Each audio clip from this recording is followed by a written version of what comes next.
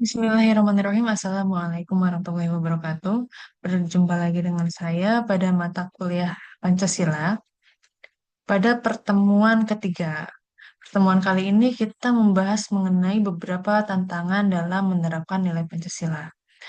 Di mana dalam pertemuan-pertemuan sebelumnya kita telah membahas masalah-masalah yang dihadapi oleh kita dalam menerapkan nilai-nilai Pancasila gitu. Apa saja masalah-masalah contoh-contoh kecilnya. Nah, sekarang kita akan membahas mengenai tantangannya apa saja sih dalam masalah-masalah tersebut. Tuh. Diawali dari meningkatnya kesejahteraan dan yang berkeadilan dan terciptanya rasa kenyamanan dan keamanan dalam kehidupan sehari-hari.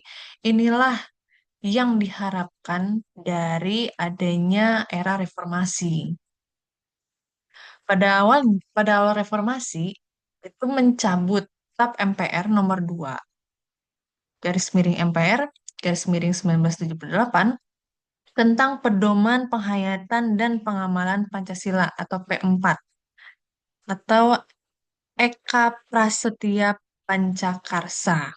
Nah, P4 ini yang telah menjadi salah satu sumber pokok materi pendidikan Pancasila yang pada saat Orde Baru berarti ya, Orde Baru kemarin gitu tahun 1978 itu diharuskan untuk mendapatkan pendidikan Pancasila atau Pancasila itu menjadi pedoman. Sebagaimana kita tahu, ketika zaman Orde Baru itu dinamakan juga sebagai demokrasi Pancasila, di mana waktu itu Presiden Soeharto menggaungkan bahwa kembalikan Pancasila ke posisi asalnya gitu yang dimana pada saat itu zaman Soekarno atau Orde Lama itu walaupun sudah diciptakan Pancasila tapi tidak diterapkan dengan baik sehingga Soeharto ingin mengembalikan fitrahnya Pancasila. Namun yang terjadi walaupun dinamakan demokrasi Pancasila tetapi tetap saja pada implementasinya banyak otoriter-otoriter atau sikap-sikap otoriter dari zaman kepemimpinan Soeharto yang tidak mencerminkan nilai-nilai Pancasila. TAP MPR ini dihapuskan pada zaman era reformasi, gitu. Namun akibatnya adalah gitu, terjadinya penurunan pemahaman mengenai ideologi Pancasila atau mengenai nilai-nilai yang terkandung di dalam Pancasila. Gitu. Dan tergerusnya netralitas bangsa yang berdampak pada maraknya sikap dan perilaku intoleransi, pergaulan bebas, dan tumbuh subur profesi perempuan pekerja seksual, korupsi, lalu peredaran narkoba, penyalahgunaan narkoba, gitu. Banyak kasus-kasus kriminal lainnya yang terjadi. Memang pada saat zaman Orde Baru, hal-hal tersebut tidak ditemukan.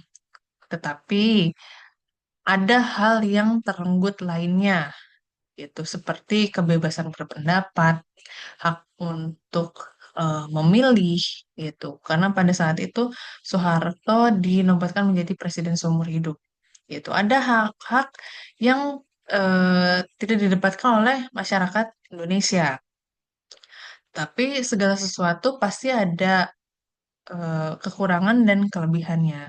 Pada masa reformasi, hak-hak yang ada pada masyarakat itu, keadilan, kesejahteraan muncul. Tetapi juga tingkat kriminalitas itu semakin bertambah karena melemahnya nilai pemahaman Pancasila. Namun sekarang sudah kembali digaungkan kembali oleh pemerintah mengenai pemahaman Pancasila, di mana kita tahu empat pilar bangsa, Undang-Undang Dasar, Pancasila, lalu Undang-Undang Dasar, Pancasila, dan lain sebagainya. Nah, itu empat pilar bangsa harus berintegrasi, harus berintegritas, itu menjunjung tinggi nilai Pancasila, itu digaungkan kembali oleh pemerintah.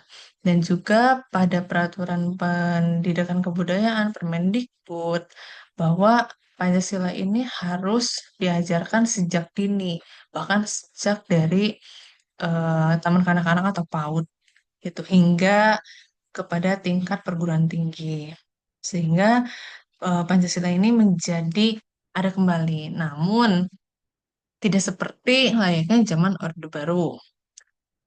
Walaupun memang pendidikan Pancasila itu merupakan pendidikan yang wajib, namun nyatanya pada era reformasi ini malah makin banyak hal-hal yang menyimpang dari nilai-nilai Pancasila itu sendiri.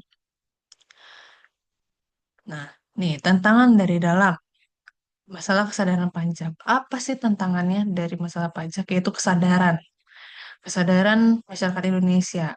Adanya mosi tidak percaya dari masyarakat Indonesia yang menyebabkan tidak mau taat untuk membayar pajak. Padahal pajak itu merupakan suatu eh, iuran yang ujung-ujungnya adalah untuk kepentingan masyarakat itu sendiri.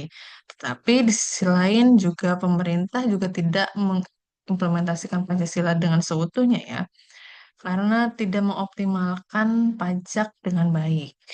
Nah, itulah tantangan-tantangan kita dalam masalah perpajakan. Mengapa itu penting? Karena pajak ini gunanya untuk pembangunan nasional.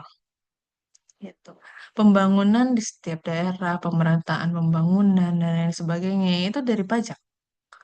Sehingga ini sangat masalah yang sangat krusial gitu, yang perlu kita hadapi masing-masing. Tantangannya ada pada kesadaran diri kita sendiri. Lalu korupsi. Nah, korupsi ini selalu ada ya di mana-mana gitu. Bahkan pada zaman Orde Baru pun korupsi ini tuh tetap ada. Namun sekarang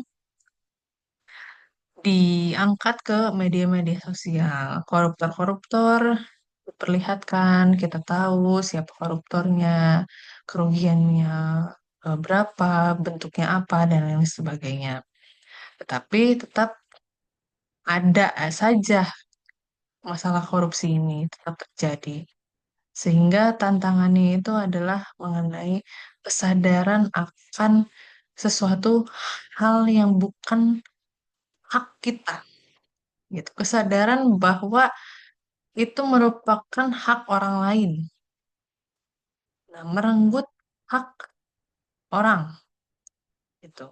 Korupsi ini termasuk salah satu menciderai nilai Pancasila sila kelima gitu. Jadi harus dimulai dari diri kita sendiri. Masalah lingkungan juga, masalah buang sampah sembarangan. Nah, masalah buang sampah sembarangan ini itu juga harus dididik sejak dini ya, sejak balita, sejak eh, TK, PAUD, untuk membiasakan anak-anak kita itu membuang sampah pada tempatnya. Karena apa? Karena dampaknya itu akan meluas. Dari penerapan Pancasila yang tidak optimal ini, gitu. Kalau mereka tidak didasarkan atas pendidikan Pancasila, maka masalah lingkungan ini akan terus selalu ada karena mereka tidak merasa memiliki, tidak merasa nanti akan ada hak orang lain yang dirugikan, itu tidak merasa negara ini adalah negara kita semua, di mana kalau misalkan satu sampah kecil saja kita buang, itu akan memberikan dampak yang luar biasa terhadap orang di sekitar kita atau orang lain. Itu rasa persatuan kita itu kurang terjadi, kurang terlihat. Lalu masih banyak lagi masalah-masalah moral. Sekarang berbicara mengenai masalah moral. Sekarang semakin marak kasus-kasus bully, pembulian di sekolah-sekolah. Nah, hal itu terjadi karena apa? Hal itu terjadi karena kurangnya rasa toleransi terhadap sesama. Em, Pepatah yang kita agung-agungkan yang ada di bawah lambang dari Garuda Pancasila itu sendiri, Bhinneka Tunggal Ika, itu lama-kelamaan semakin memudar. Efek dari tontonan-tontonan luar, paham-paham luar, yang setiap hari kita lihat, kita tonton, lalu kita cerna, dan kita aplikasikan budaya orang lain. Nah, sehingga moralitas bangsa kita ini, negara anak-anak muda penerus bangsa ini akan semakin menipis, terkikis sedikit demi sedikit dan akan mengabaikan nilai-nilai Pancasila. Sehingga tantangan-tantangannya itu berada di dalam diri kita sendiri. Itu yang pertama. Yang kedua, kita harus mampu mengaplikasikannya atau mengimplementasikannya, lalu kita harus mampu membuat lingkungan kita bisa menjadi sadar akan pentingnya pendidikan Pancasila atau Pancasila itu sebagai landasan hidup kita. Bukan berarti landasan hidup seperti menyampingkan agama, tidak. Karena balik lagi sila pertama itu adalah ketuhanan yang Maha Esa. Kita harus menjunjung tinggi, harus beriman kepada Tuhan yang Maha Esa, harus memeluk agamanya masing-masing. Maksudnya landasan hidup di sini adalah dalam em, berbangsa dan bernegara. Pancasila ini juga merupakan salah satu turunan dari eh, kitab suci agama kita masing-masing. Itu di mana setiap agama pasti mengajarkan kebaikan, saling menghormati satu sama lain, saling menghargai, saling membantu sama satu sama lain, gotong royong, harus saling membantu ketika seseorang merasakan kesusahan. Jadi, tantangan-tantangan itu pun harus kita hadapi bersama agar Indonesia ini tercipta kesejahteraan dan keadilan yang sesungguhnya, gitu, dan ketertiban. Lalu ada juga tantangan-tantangan revolusi industri 4.0. Nah, revolusi industri 4.0 banyak membawa perubahan dalam kehidupan manusia, gitu. Secara fundamental telah mengubah cara beraktivitas manusia dan memberikan pengaruh yang besar terhadap dunia kerja. Pengaruh positif dari revolusi industri 4.0 ini adalah adanya efektivitas dan efisiensi sumber daya dan biaya produksi, meskipun berdampak pada pengurangan lapangan kerja. Jadi karena adanya teknologi, memang kita itu sangat diperbantukan dengan teknologi, walaupun memang tetap ada kekurangan dan kelebihannya. Lalu membutuhkan tenaga kerja yang memiliki keterampilan dan literasi digital. Nah, di sini adanya revolusi industri 4.0 itu membuat kita harus semakin mempunyai suatu keahlian, keterampilan gitu. Harus mewajibkan dan memaksa kita untuk lebih mengupgrade diri kita. Hal itu merupakan dampak yang sangat positif untuk diri kita dan pengembangan hidup kita.